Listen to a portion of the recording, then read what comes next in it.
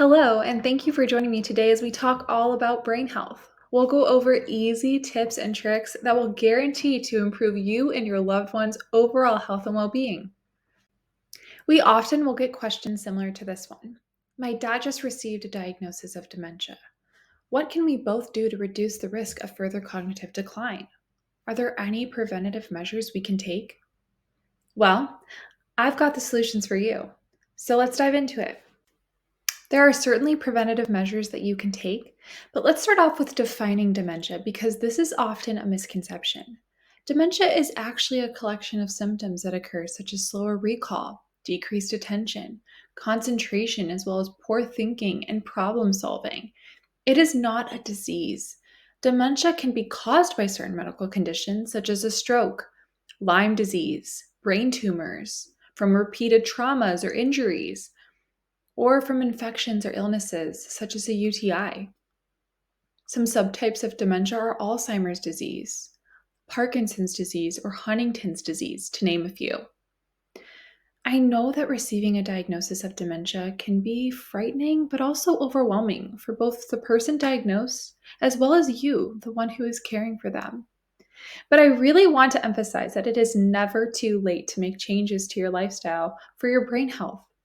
There are many studies that have proven that there are preventative measures individuals can take to help slow the progression or even reverse cognitive impairment. It can be difficult to know where to begin, but that's why I'm here to help you with just that. First, let's begin with hydration. Drinking 64 ounces of water at least daily can improve our brain health because it increases our cognitive ability by removing that toxic waste from the brain, which allows us to process information better and think with greater clarity. One way to help to make sure that you meet this daily goal is to buy a water bottle that measures the number of ounces that you've drank on the outside. The food that we eat can also play a major role in our brain health. The Mediterranean diet is actually proven to be the most effective. The majority of this diet contains plant-based foods such as fruits, veggies, whole grains, fish, and healthy fats such as olive oil and nuts, with an emphasis on limiting that red meat consumption. Some on-the-go snacks that are quick and easy but super healthy are apples or celery with almond butter, veggies, and hummus, avocados on rice cakes. Air-fried salmon is a great dinner idea. Use the daily planner provided in this lesson to make the list of foods to get each week for meals and snacks. This helps with preparation. Taking daily supplements can also improve our brain health. I want you to check out our brain health tip sheet for more information on this, and I want you to speak with your doctor before making any of these changes, as everyone's health is different and we all have different needs. Next, let's discuss sleep. We know that sleep plays an important role in our memory. Adequate rest improves our ability to learn new information as well. In addition, the lack of adequate sleep affects our mood, our motivation, and our judgment, and overall our perception of events. Those who get less than 6.5 hours of sleep are putting themselves at risk for cognitive impairment. I want you to check out the sleep lesson for easy techniques to improve sleep for both you and the person that you're caring for. I want to talk about exercise now, because exercise has proven to adapt and grow new brain cells as well as provide good blood flow to the brain, ultimately decreasing the risk of developing a heart attack, stroke, diabetes, and of course, dementia. In fact, did you know that according to the Alzheimer's Society, consistent exercise can decrease the risk of Alzheimer's disease up to 45%? That is huge. Further recommendations and information is provided in today's handout. Next, I want to talk about play and social interaction. And I'm not talking about the kind of play that children do. I'm talking about engaging in meaningful leisure activities that provide you with fulfillment, enjoyment, and purpose.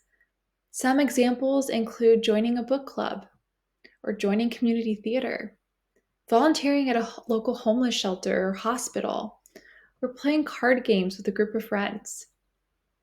Involving yourself in social activities can help to relieve stress, improve brain function, boost creativity, and overall Increase the connection that we have with others.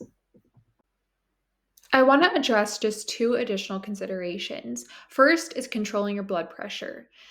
By controlling your blood pressure, I mean just regularly monitoring it and seeking medical help from a professional if needed. But really, just maintaining good diet, like we talked about, and exercise is going to help to keep that blood pressure at bay. And also, when we manage our blood pressure, we are decreasing the risk of developing vascular dementia. Next, I want to talk about managing hearing impairment because when we do manage our hearing impairment and are on top of it, we can help to improve our brain health and as well as our social interaction. So the loss of hearing can really impact one's cognitive ability to make it more difficult socially interacting, and that leads to isolation, which is no good for our brain. We've talked about 5 easy techniques to help improve our brain.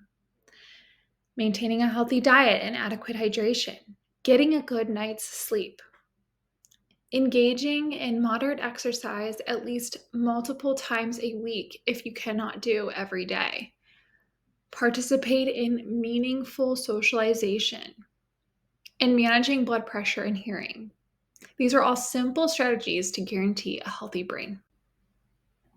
So let me ask you, if you knew that there were easy strategies that you could start now that would help to maintain or even improve your cognitive health, wouldn't you want to do it?